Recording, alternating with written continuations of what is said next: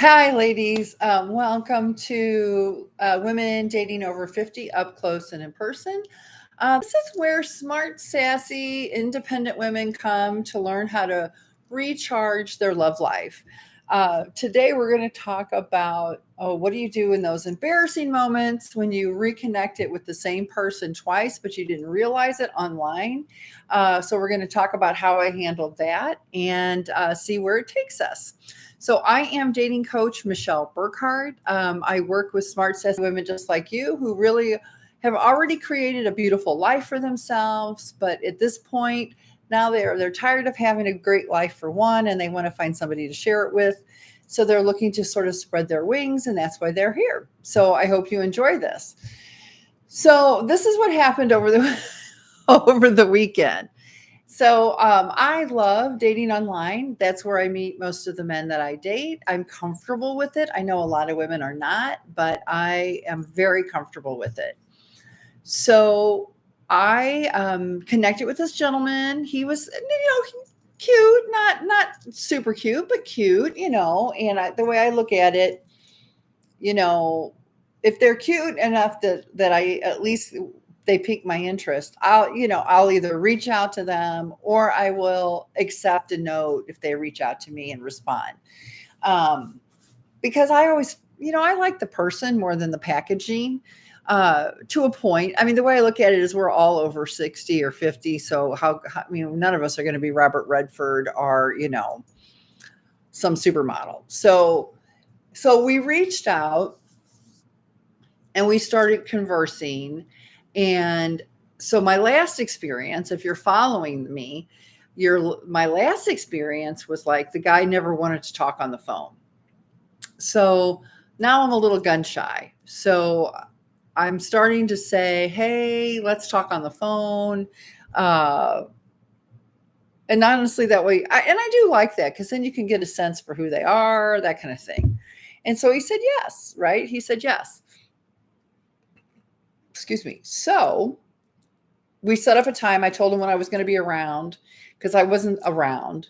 Like I was busy that weekend. So finally, I'm free on Sunday, and he sent me a text and he said, "Are you free like at 2?" I said, "No, I'm not free at 2, but I'll be free at 3." And then he responded and he said, "Well, what about 4?" And I said, "That's fine. That's great." Well, I did all of this while I was out and busy and preoccupied. So when I got home and I looked at his text again, I realized that there was a text history above that. And so I read it and I thought, "Oh my gosh." I it was March of 2023, which is a year, right? And I kept thinking, it was so funny because I kept thinking, "Oh, this guy looked familiar, but yet I don't know." I'm like, "I don't know." So I'm like, "Oh my God, it sounds like we actually, I for sure we met before, like we talked before, or we met before. I'm wondering if we went out." And so I was just like, "Oh, great." Well, he didn't say anything about going out once before. And so I didn't say anything, right? I didn't text him anything back because I thought, well, maybe we didn't, or maybe we were gonna, sometimes things fall through the cracks. So he ended up calling me. He sounded lovely, great voice. Um, and early in the conversation, I found out that he's an Uber driver. That's what he doesn't own his home. He rents an apartment and he's an Uber driver, which is a little bit less than what I mean. That's just not the kind of financial situation I want to be in long term. And that's not what I feel like I bring to the party. Now, if I was of that, if I was doing that kind of thing, I would feel fine about that. But I just feel like I would be bringing more to the party than he did. So I was like, oh, I was just kind of like, and I didn't say anything because that, again, I'm attracted to the person, not the packaging, and that is part of the packaging. So I thought, well, I'm not going to say, that's not a big deal. Um, It was, but it wasn't. And so we're talking, and then he dropped the bomb and he said, "Hey, yeah, we had dinner. We had dinner before. And you said you didn't feel it. You weren't feeling it." And I was like, "Well," so in my mind, I'm thinking, well, if I said that, why would you reach out again to me, for one thing? I mean, talk about like, let's just get rejection twice. I mean, maybe he's a glutton for punishment. I don't know. And I was like, "Oh, really?" I said, I saw that we had talked." He said, "Oh, you didn't remember me," which I honestly did not, but I didn't say that. I thought, I'm not going to say that. That's just rude. And I just said, well, I'm sure, the way he said, "You weren't that into me," or something. And I was like, I know I wouldn't have said it like that. And I said, I know I didn't, and I said that I said, no, I didn't say it like that. I'm sure I said it nicely, which I am sure about.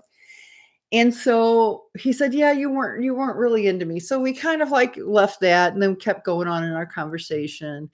And I thought, if I wasn't into you then, I'm not going to be into you now. And how do I say this politely without crushing his spirit? Because I don't want to. He was very nice, really, and sound like a very nice man. So what I said to him was, if there wasn't any chemistry before, I don't feel like I should waste your time now. So I'm going to wish you well. That's basically all I said. I didn't dwell on it. I said, "Thank you for reaching out." He had some very nice compliments about my eyes. And I said, "Thank you so much. It's really kind of you." I said, "But frankly, if I didn't feel any chemistry then, I really don't feel like it's a good idea for me to waste your time now. So I'm going to wish you all the best and move on."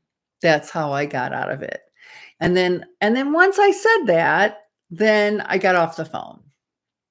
So, and I'm glad I did that. And I'm glad I did it as decisive as I did it, because that was Sunday. Monday, he sent me another compliment about my eyes. So I thought, this man does not need any more encouragement. And now I haven't heard from him since, and it's Tuesday. So knock on wood. And again, it wasn't like he was stalking me or anything. But when you want to be kind, but you also want to be decisive. And it's all you really have to say is, I hate that when it happens. It happens every now and then I don't remember, honestly. I didn't remember him from Adam. And I hate to say that, but I just didn't.